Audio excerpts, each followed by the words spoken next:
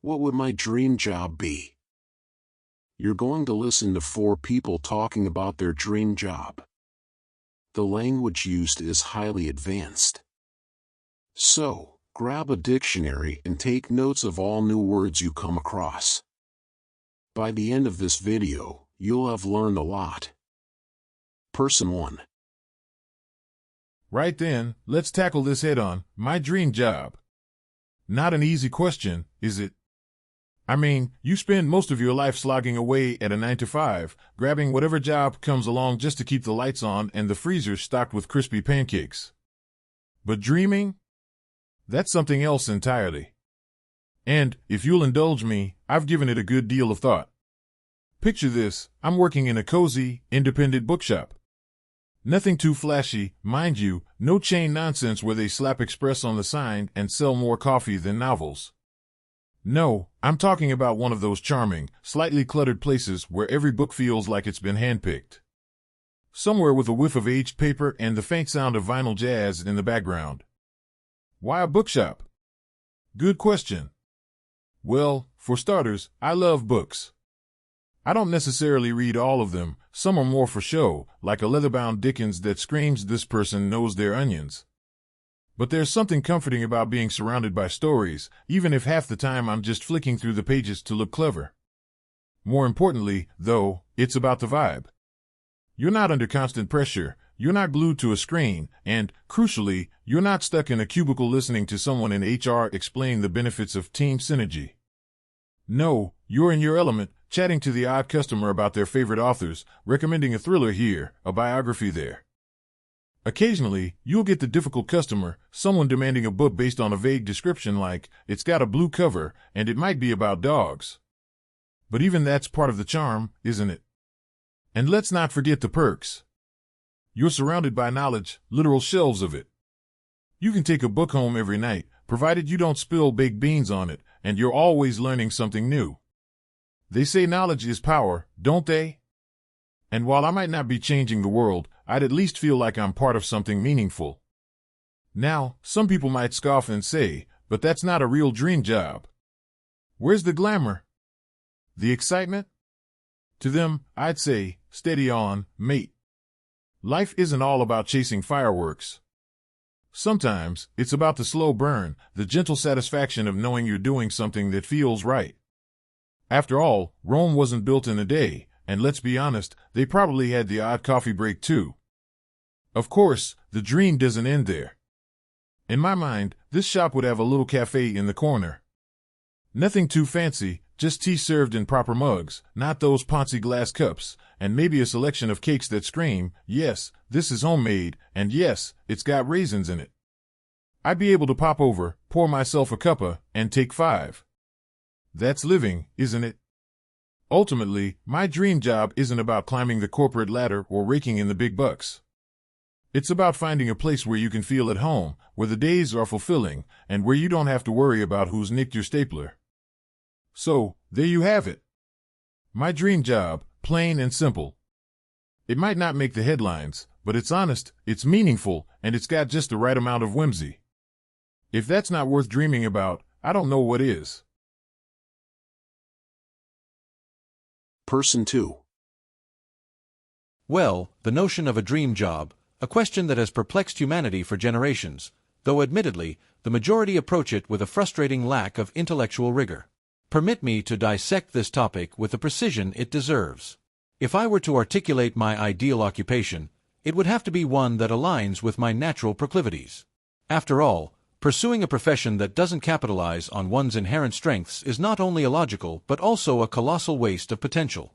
My dream job, then, would revolve around something I excel at, thinking, observing, and, of course, pointing out inefficiencies wherever I encounter them. Picture this. I work in an environment where my ability to analyze and organize is not just appreciated but celebrated. Perhaps I'm employed as a data analyst, meticulously poring over spreadsheets and finding patterns others overlook. Or maybe I'm a librarian, maintaining an archive so flawlessly categorized that even the Dewey Decimal System would blush in admiration. Whatever the role, it would be one where my penchant for structure and detail is paramount. Now, let's address the obvious concern. Wouldn't such work become repetitive? To which I would respond, only for those incapable of appreciating the elegance of order. For me, every dataset, every book on the shelf, and every system to be optimized would be an exhilarating puzzle, a microcosm of the universe begging to be understood. However, let's not neglect the practical aspects of this hypothetical scenario. My dream job would, of course, need to provide a certain degree of autonomy. Micromanagement is the antithesis of productivity, and I would not tolerate it. Furthermore, the workspace would need to be ergonomically sound and, ideally, devoid of unnecessary noise. Open-plan offices? A disaster of architectural hubris. My ideal workspace would have walls, thick, soundproof walls. Then there's the matter of compensation. While I am not motivated by wealth, I do recognize its utility. My dream job would offer a salary sufficient to cover life's essentials, books, high-speed internet, and the occasional indulgence in artisanal cheese. After all, one cannot perform at peak intellectual capacity while subsisting on subpar snacks. Some might argue that this vision lacks excitement, to which I would counter that excitement is often overrated. Give me a job where I can master a craft, immerse myself in purposeful work, and avoid the chaos of office birthday parties, and I will show you a person who is truly content. In conclusion, my dream job is not about grandiosity or fame, but about fulfilling my need for order, intellectual stimulation, and meaningful contribution. It's a job that doesn't just suit me, it defines me. And, as the saying goes, choose a job you love, and you'll never work a day in your life. Of course, it would help if that job comes with a well-stocked break room. Person 3. The dream job question. The holy grail of small talk, second only to, how's the weather? It's the kind of thing people ask when they've run out of real things to say. But fine, let's play along. What would my dream job be? Well, first off, let's establish some ground rules. It wouldn't involve dealing with many people at once.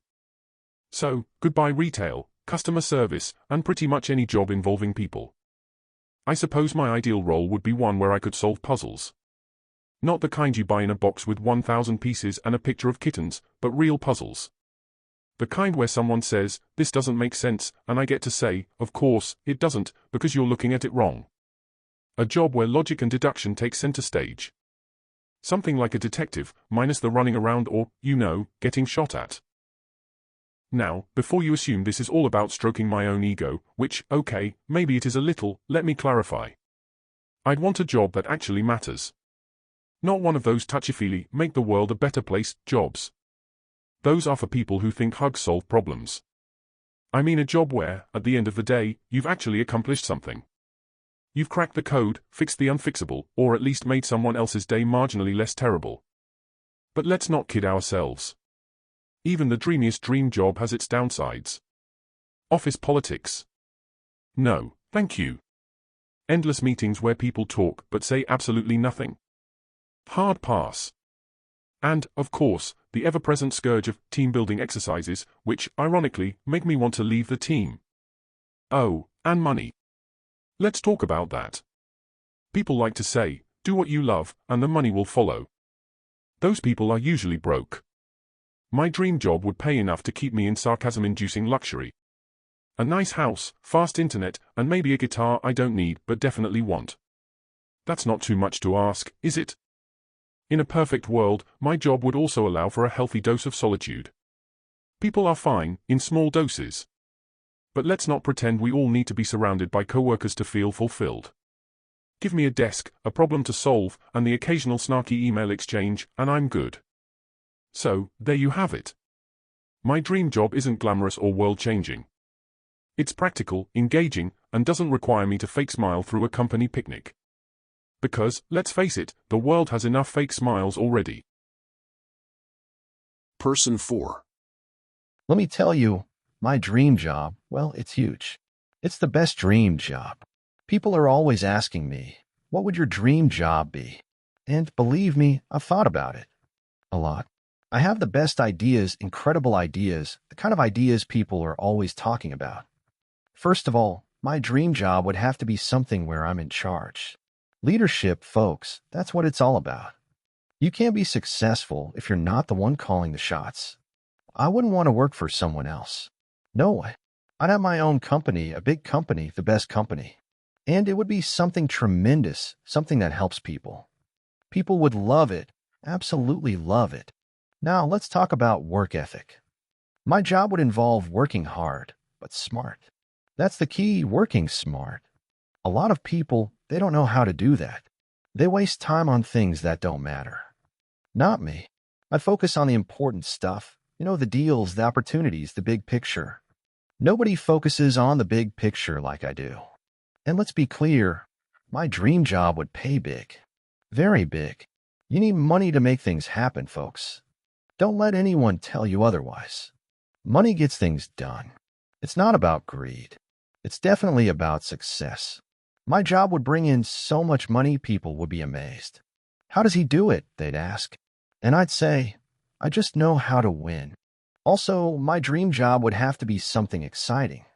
I'm not talking about sitting in a cubicle staring at spreadsheets all day. Boring. No, my job would be dynamic, fast-paced, full of energy. People would look at me and say, this guy, he's got the dream job. And they'd be right. But here's the thing, a dream job isn't just about work. It's about lifestyle. My dream job would give me time to relax, enjoy life, spend time with family. Maybe play some golf, You've got to have balance. That's important. In conclusion, folks, my dream job would be something incredible. A job that makes a difference, that brings people together, that shows the world what success really looks like. It would be tremendous, believe me. And honestly, I think I'd be the best at it. Nobody would do it better. Nobody. Thank you for listening to English Audio Lounge. We hope you have enjoyed it. Stay tuned for more audio stories and video classes to improve your English.